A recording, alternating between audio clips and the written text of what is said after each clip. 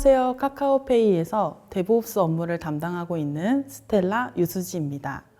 저는 오늘 AI 플랫폼 하드웨어부터 코드까지라는 주제로 발표하고자 하며 GPU를 도입하며 겪었던 막막함부터 쿠브플로우를 활용해 플랫폼을 완성하기까지 저희가 부딪혔던 현실적인 고민과 해결 과정을 공유하고자 합니다. 오늘 발표할 내용에 대해 간단히 소개하겠습니다.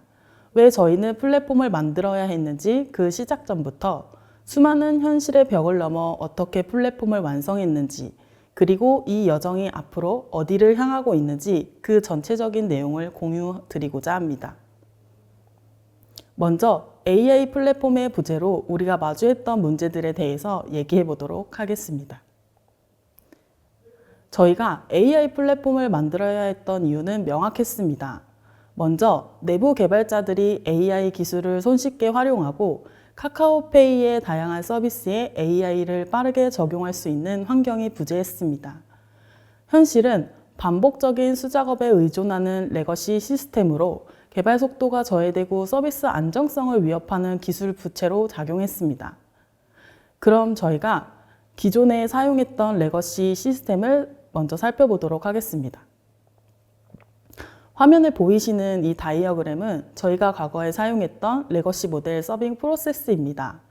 데이터 사이언티스트가 모델 학습을 완료하고 그 결과를 모델 레지스트리에 등록하는 과정으로 시작됩니다.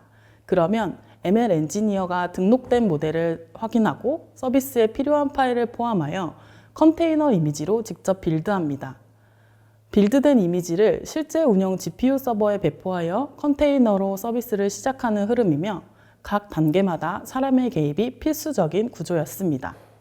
이 과정의 시작점인 데이터 사이언티스트는 모델 하나를 학습시키기 위해 매번 동일한 환경을 설정하고 데이터를 준비하는 반복적인 수작업을 거쳐야 했습니다. 그 다음 단계는 ML 엔지니어의 몫이었습니다. 모델을 실제 서비스에 배포하기 위해 매번 운영 GPU 서버에 접속했습니다. 그리고 사전에 빌드해둔 컨테이너 이미지와 모델을 수동으로 서버에 내려받아 컨테이너를 직접 실행하는 방식으로 배포를 진행했습니다. 이러한 반복되는 수작업의 고리를 끊고 내부 개발자와 카카오페이 AI 서비스에서 쉽게 활용 가능한 새로운 AI 플랫폼을 구축하고자 했습니다. 저희의 고민은 플랫폼을 왜 만들어야 하는가에서 어떤 플랫폼을 만들어야 하는가로 자연스럽게 넘어가게 되었습니다.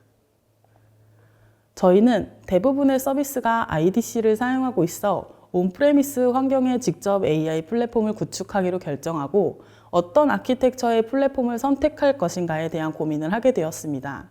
그리고 세 가지 선택지를 검토했습니다. 에어플로우나 ML플로우 같은 솔루션들은 저희가 중요하게 생각했던 확장성과 장기적인 운영 안정성 측면에서 한계가 있었습니다. 결국 쿠버네티스 기반의 쿠브플로우를 선택하게 되었습니다. 카카오페이 시스템 대부분이 이미 쿠버네티스 기반이었기 때문에 운영의 일관성을 확보하는 가장 자연스러운 선택이었습니다. 저희가 쿠브플로우를 선택한 첫 번째 이유는 표준화입니다. 과거에는 실행하는 사람의 환경이 달라 문제가 잦았지만 쿠브플로우는 파이프라인과 컨테이너 기술로 이 문제를 해결합니다.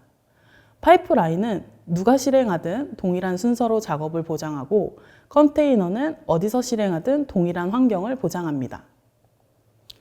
두 번째 이유는 확장성입니다. 저희의 목표는 필요한 만큼만 자원을 낭비 없이 운영하는 것이었습니다. 과거에는 GPU를 고정적으로 할당하여 사용하지 않을 때도 자원이 낭비되고 이를 위해 기다리는 자원 전쟁이었습니다. 하지만 쿠브플로우는 쿠버네티스 위에서 동작하며 이 문제를 해결합니다. 학습 시에는 필요한 만큼만 자원을 동적으로 할당하고 즉시 반납하며 서빙 시에는 트래픽에 따라 자동 확장하여 낭비 없이 운영이 가능하게 합니다.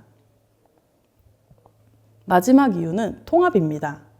과거에는 여러 도구들을 파편적으로 사용하며 일관된 경험을 제공하기 어려웠지만 쿠브플로우는 AI 개발의 전체 과정을 하나의 플랫폼 안에 유기적으로 통합하여 이 문제를 해결했습니다.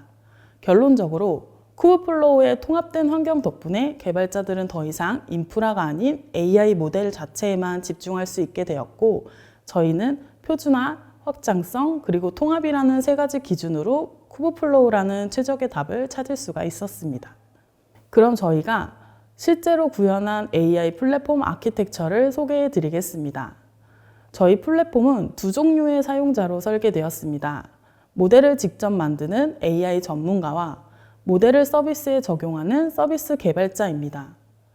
AI 전문가인 데이터 사이언티스트는 쿠브플로우 파이프라인을 통해 학습부터 모델 등록까지 반복적인 작업을 자동화할 수 있게 되었습니다. ML 엔지니어 또한 더 이상 서버에 직접 접속할 필요가 없이 등록된 모델을 코드로 간편하고 안정적으로 배포하며 모델 서빙 자체에만 집중할 수 있게 되었습니다.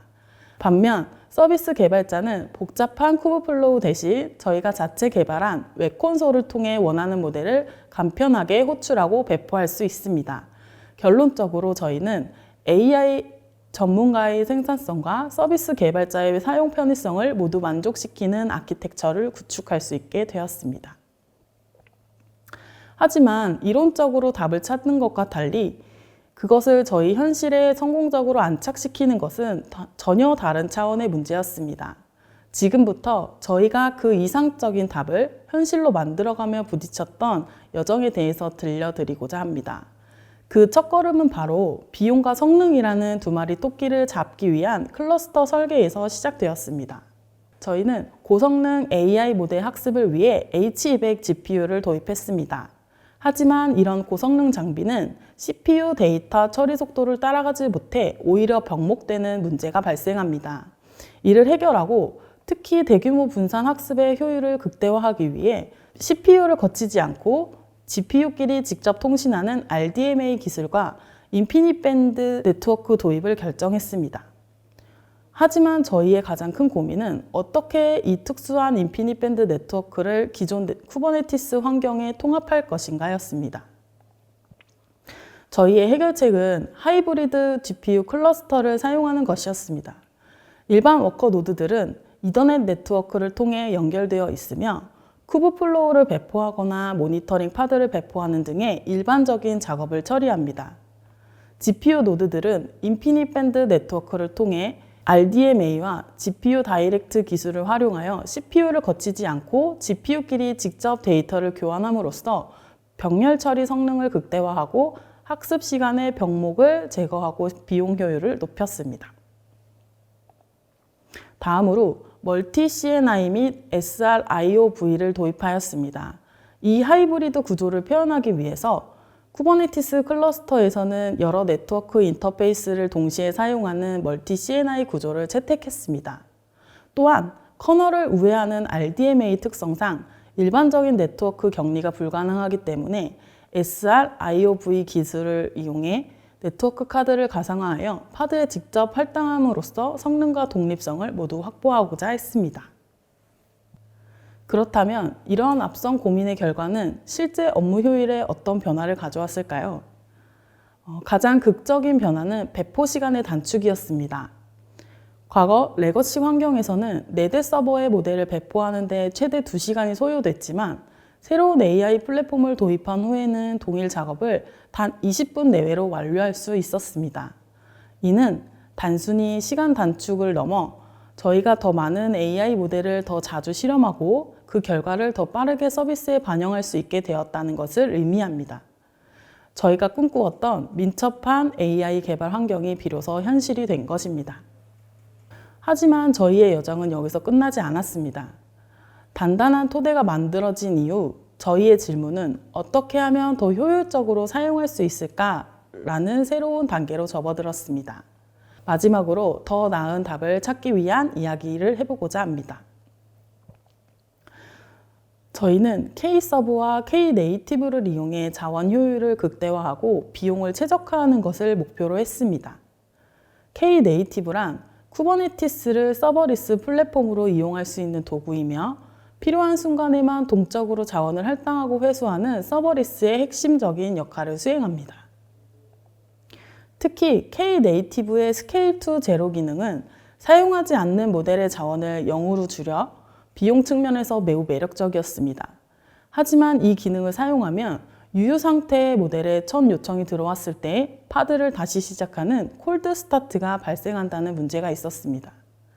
저희가 테스트해 본 결과 모델 크기에 따라 이 콜드 스타트 시간이 최대 6분 이상 소요됨을 확인했는데요. 6분이라는 응답 지연 시간은 저희 서비스에서는 결코 허용할 수 없는 시간이었습니다. 따라서 저희는 비용 효율을 일부 포기하더라도 서비스 응답 속도를 보장하는 것이 더 낫다고 판단했습니다. 그래서 저희는 파드가 0으로 줄어들지 않도록 최소 복제본의 숫자를 1로 유지하는 정책을 최종적으로 결정하게 되었습니다. 이렇게 최소 1개의 파드를 항상 유지한다는 배포 정책을 결정하고 나니 저희에게는 또 다른 숙제가 생겼습니다. 그렇다면 항상 켜져 있는 그 GPU 자원을 어떻게 하면 가장 효율적으로 사용할 수 있을까 하는 문제였죠. 단순히 파드를 띄워놓는 것을 넘어 그 파드가 사용하는 GPU를 워크로드에 맞게 최적으로 분할하는 것이 중요해졌습니다. 그래서 저희는 최적의 답을 찾기 위해 사용처, 사용 모델, 모델 크기라는 3가지 기준을 만들었습니다. 실시간 추론에는 동시 처리를 위해 작게 분할된 여러 인스턴스를, 공용 모델이나 테스트에는 더 큰 인스턴스를 유연하게 할당합니다. GPT나 젠마와 같이 각 모델의 아키텍처 특성을 분석하여 가장 효율적인 MIG 인스턴스를 매칭합니다. 모델의 메모리 요구량을 정확히 계산하여 낭비 없이 가장 딱 맞는 크기의 GPU 조각을 할당하는 것을 원칙으로 했습니다. 이 기준들 덕분에 저희는 더 이상 감이 아닌 데이터 기반하여 최적의 GPU 자원을 할당하는 체계를 구축할 수 있었습니다. 하지만 이 기준을 제대로 적용하려면 현재 GPU를 얼마나 잘 쓰고 있는지, 혹시 우리가 모르는 낭비는 없는지 확인하기 위해 GPU 모니터링 시스템을 구축했습니다. 저희가 모니터링을 위해 중요하게 보는 지표는 다음과 같습니다. 먼저 GPU 전체 자원 및 할당량과 GPU 유유 자원입니다. 이 지표를 통해 저희는 현재 플랫폼에서 사용 중인 GPU 자원이 얼마나 낭비되는지, 낭비가 어디서 발생되는지 명확하게 보여줍니다. 그리고 GPU 리소스 사용량 현황입니다. 각 모델이나 사용자가 실제로 GPU를 얼마나 효율적으로 사용하고 있는지 정량적으로 파악할 수 있습니다. 저희는 이 데이터를 기반으로 GPU 분할 시나리오를 지속적으로 개선하고 한정된 자원의 효율을 극대화하며 저희의 AI 플랫폼을 더욱 발전시켜 나가고 있습니다. 몇 개의 GPU 자원을 사용하고 몇 개 GPU가 남았는지 모니터링하기 위해 저희는 쿠버네티스 매트릭을 이용해 모니터링을 진행했습니다. 현재 사용 가능한 캐패시티와 사용 중인 리소스 개수를 주로 모니터링하고 있습니다. 다음은 GPU 리소스 사용량을 측정하기 위해 DCGM 익스포터의 데이터를 사용해 모니터링합니다. 사용하고 있는 GPU 타입과 어디서 사용하고 있는지, 리소스는 얼만큼 사용하고 있는지를 체크합니다. 어떤 데이터를 모니터링하면 더 효율적인지에 대해서는 데이터를 지속적으로 체크해 보면서 모니터링을 추가하고 있습니다. 이제 발표를 마무리하며 저희가 걸어온 여정을 다시 한번 정리해 보겠습니다. 저희는 과거 반복적인 수작업과 비효율이라는 문제에 직면했고, 이러한 문제를 해결하기 위해 AI 플랫폼을 구축하기로 결정했습니다. 저희는 표준화, 확장성, 통합이라는 3가지 핵심 가치를 기준으로 쿠버플로우를 선택했고, 이를 통해 AI 개발을 위한 튼튼한 기반을 마련했습니다. 물론 그 과정은 순탄치만은 않았습니다. GPU 비용과 같은 현실에 부딪혔지만 저희는 하나씩 문제를 해결해 가며 저희만의 플랫폼을 완성해 나갔습니다. 이상으로 저희가 걸어온 여정을 모두 말씀드렸습니다. AI 플랫폼 구축은 단순히 도구를 도입하는 것이 아니라 저희가 마주한 금융 환경의 제약과 수많은 기술적 난제 속에 우리의 환경에 맞는 최적의 답을 찾아가는 과정 그 자체였습니다. 오늘 저의 발표가 여러분의 각자의 자리에서 최적의 답을 찾아가는 여정에 작은 영감이 되었길 진심으로 바랍니다. 감사합니다. 네, 안녕하세요. 오늘 VS 코드 코파일럿과 함께한 에이전트 코딩 실전기라는 주제로 발표를 맡은 카카오페이 최원호입니다. 오늘 세션에서는 먼저 AI 플랫폼의 기능을 간단히 소개하고 에이전트 코딩과 생산성에 관한 이야기를 하겠습니다. 이어서 실제 개발이 어떤 단계로 진행되었고 그 과정에서 AI와 효과적으로 협업하기 위해 무엇을 고려해야 하는지에 대한 경험을 공유해 드리고자 합니다. 먼저 저희가 현재 진행 중인 AI 플랫폼에 관하여 간단하게 소개해 드리겠습니다. 발표 자료를 준비할 때의 기준으로 개발된 화면을 먼저 보여드리겠습니다. 저희는 사내에서 AI를 자유롭게 활용할 수 있는 플랫폼으로 만들고자 하였고 아주 간단하게 기능 몇 개만 소개해 드리겠습니다. 먼저 가장 기본 기능인 AI 모델들을 선택하여 배포하는 기능, 그리고 플레이그라운드를 통하여 미리 AI 모델들을 체험할 수 있는 기능, AI 모델들의 상태와 성능을 볼 수 있는 모니터링 기능 등 AI 모델을 사용하는 데 필요한 전반적인 기능을 목표로 하고 있습니다. 물론 추가적인 기능 개발은 지금도 하고 있는데요. 앞서 보여드린 새로운 AI 플랫폼의 기능들을 전부 쿠브플로우 및 승인 시스템과 연동되어 실제 AI가 동작하는 데 중점을 두고 만들었습니다. 이러한 기능들을 구현하는 데 현재 자료 준비일 기준으로 약 2.5개월이 걸렸습니다. 처음 이 정도 규모의 프로젝트를 기획할 때 저희가 예상했던 기간은 아키텍처 설계 및 프로젝트 구성부터 시작해서 6개월 정도였는데요. 에이전틱 코딩을 실전에 도입함으로써 기간을 절반 이하로 줄일 수 있었다고 생각합니다. 사실 개발이라는 것이 한 줄을 코딩해도 도움이 되는 개발이 있고 1000줄을 코딩해도 오히려 일이 더 많아지는 부분이 있다고 생각합니다. 그래서 아주 단편적인 추정으로만 측정을 진행해 보았습니다. 지금까지 개발된 총 코드 라인을 기간으로 상상해 보았고 에이전틱 코딩 방식의 데이터와 만약 전통적인 방식으로 개발했다면 어땠을까 하는 추정치를 상상해서 비교해 보았습니다. 하루에 생산하는 코드 라인이나 커밋 빈도 같은 일일 생산성 지표가 추정치이긴 하지만 전통적인 방식에 비해 약 2배에서 3배가량 증가한 것을 확인할 수 있었습니다. 이러한 생산성 향상 덕분에 저희는 아래 보시는 것처럼 쿠브플로우, K서브, VLM 등 AI 플랫폼을 구축하는 데 필요한 수많은 기술 스택들을 프로젝트에 성공적으로 도입하고 학습할 시간까지 확보할 수 있었습니다. 요즘 에이전틱 코딩은 아무래도 클로드 코드 같은 완결성을 가지는 코딩 툴이 대세를 점하고 있다고 생각합니다. 하지만 저희는 이 방식이 복잡한 비즈니스 로직이 얽혀야만 하고 앞으로도 계속해서 유지 보수해야 하는 우리의 엔터프라이즈 환경에 바로 도입하기에는 아직은 시기상조라고 생각하였습니다.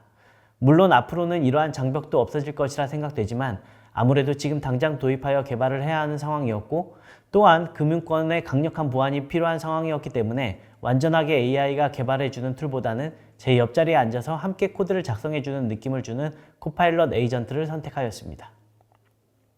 이제 저희가 진행한 에이전트 코딩을 시작 준비부터 후반까지의 단계로 말씀드리겠습니다. 먼저 가장 처음 시작 준비입니다. 왼쪽의 화면이 프로젝트를 가장 처음 개발할 때의 프롬프트 일부분인데요. 아키텍처 설계를 바탕으로 프롬프트를 넣었습니다. 물론 이 프롬프트도 제가 만들지는 않았고 제미나이의 잼 기능을 활용하여 코딩 프롬프트 전문가를 가상으로 만들었고 이 AI 전문가에게 아키텍처 화면과 설계 화면을 넣어주며 프롬프트를 만들어 달라고 하였습니다. 이렇게 잼 같은 기능으로 개발 프롬프트도 일관성 있게 만들 수 있도록 준비하고 시작하였습니다. 가장 처음 프로젝트 세팅의 결과물입니다. 제가 설계한 대로의 모듈과 기능, 패키지별로 잘 나누어진 것을 볼 수 있습니다. 또한 저는 잼을 활용하여 프론트엔드 코파일럿 프롬프트 전문가도 만들었는데요. 스크린샷만 집어넣어도 부족한 부분을 물어 화면을 묘사하고 프론트엔드 개발을 일관성 있게 할 수 있도록 프롬프트를 작성해 줍니다. 실제 프론트엔드 잼의 도움을 받은 프롬프트로 초기 레이아웃을 구성하는 장면입니다. VS 코드의 코파일럿 에이전트 모드의 가장 큰 장점 중에 하나라고 생각되는 터미널과의 실시간 소통을 하고 있는 장면을 볼 수 있습니다. 개발이 본격적으로 진행되면 이렇게 에러 로그도 터미널에서 실시간으로 읽고 자기가 수정하는 모습을 보여줍니다. 프론트엔드 프롬프트까지 작업 완료가 된 상황인데요. 이제 초반 패키지 구조 및 백엔드 프론트엔드 서버들이 준비가 잘 되어 본격적으로 개발할 준비가 되었습니다. 지금까지 시작 준비 단계를 보여드렸는데요. 초기 역할을 단계적으로 나누어 보면 다음과 같습니다. 먼저 전략입니다. 저는 전체적인 뼈대를 먼저 구성하는 탑다운 방식으로 접근했습니다. 처음부터 세부적인 것을 다루기보다 넓은 범위에서 시작해 점진적으로 구체화해 나가는 방식을 택했습니다. 이 전략에 따라 역할도 명확히 나눴습니다.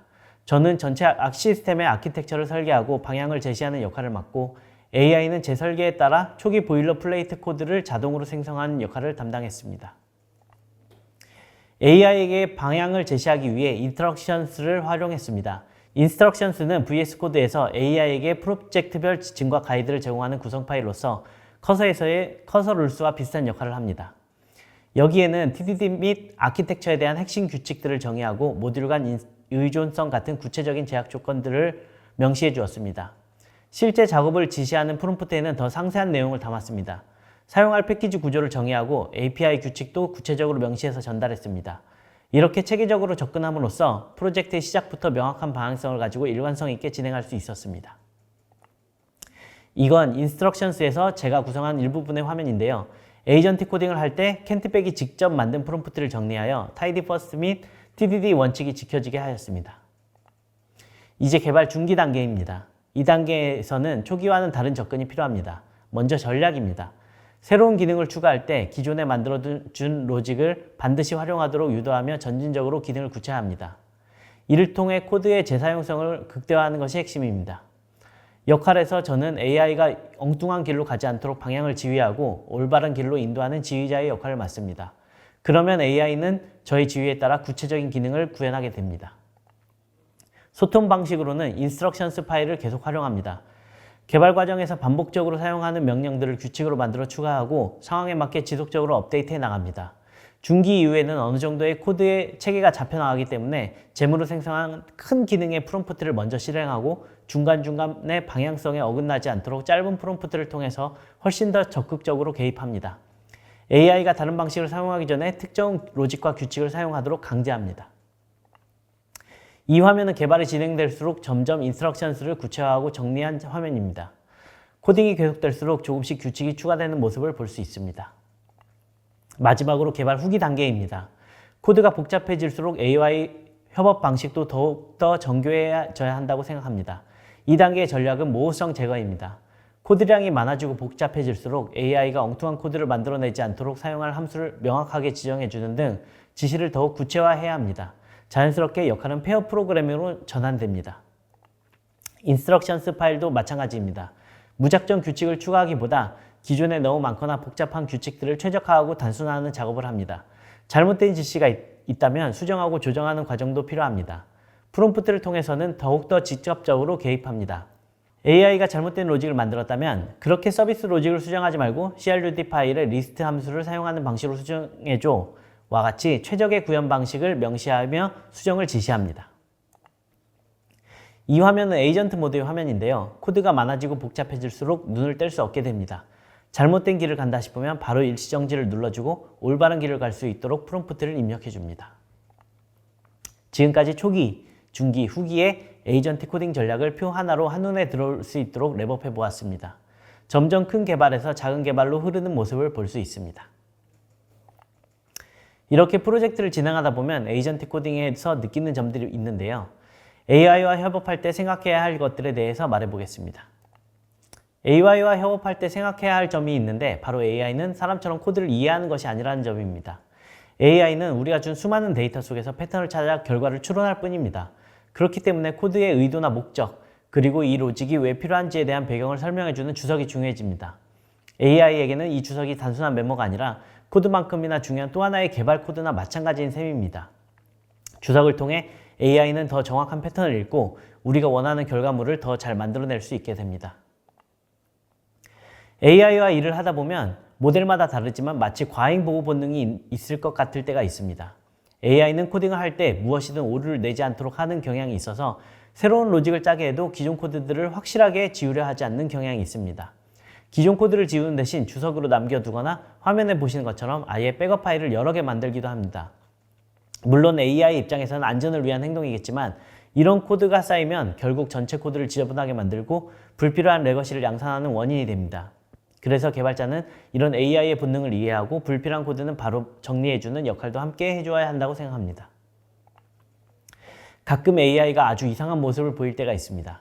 예를 들어 복잡한 기능을 잘 개발하던 AI가 갑자기 아주 단순한 버튼 하나 추가하는 걸 못하고 엉뚱한 코드를 만들어내는 일종의 환각 현상을 보일 때가 있습니다. 처음에는 AI의 문제라고 생각할 수 있지만 사실 이건 AI가 우리에게 보내는 중요한 신호라고 생각합니다. 이렇게 단순한 작업을 AI가 해낸다는 건 우리가 발견하지 못했던 기존 코드가 너무 복잡하게 꼬여 있거나 구조적으로 심각한 문제가 생겼을 확률이 높다는 뜻입니다. 즉, 이때가 바로 AI를 잠시 멈추고 저희 휴먼 디버깅이 활약해야 할 타이밍입니다. AI의 실패를 통해 코드의 건강 상태를 진단할 수 있고 저희 개발자들도 아직 건재하다는 것을 보여줄 때입니다. AI와 일하다 보면 가끔은 너무 부담스럽게 개발과 테스트를 할 때도 있습니다. 저는 이걸 AI의 오지랖이라고 부르는데요. 분명히 요청한 목표를 다 끝내놓고 그 뒤에 굳이 시키지도 않은 예외 처리나 로깅 테스트 코드 같은 안전장치를 몇 개씩 덧붙이는 경우가 있습니다. 앞서 말씀드린 과잉 보호 본능과 비슷하지만 이 오지랖은 주로 작업이 거의 다 끝난 마지막 단계에서 나타나는 특징이 있습니다. 마치 AI가 혹시 모르니까 제가 이런 안전장치도 추가해 드릴게요 라고 말하는 것 같습니다. 물론 좋은 의도겠지만 이러한 동작들은 전부 시간과 리소스를 잡아먹는 행위이므로 저는 꼭 필요한 테스트가 아니면 과감히 끊어주는 경우가 있었습니다. AI와 협업할 때 기억해야 할 또 다른 점은 AI가 한 번에 받아들일 수 있는 정보, 즉 컨텍스트의 양이 제한적이라는 사실입니다. 따라서 대규모 프로젝트에서 알아서 잘 해주겠지라는 생각으로 모호하게 지시를 내리면 AI는 어디를 수정해야 할지 몰라 엉뚱한 파일을 건드리거나 비슷한 기능의 함수를 또 만들어내는 실수를 할 수 있습니다. 이를 방지하려면 저희가 AI의 감시역이 되어야 합니다.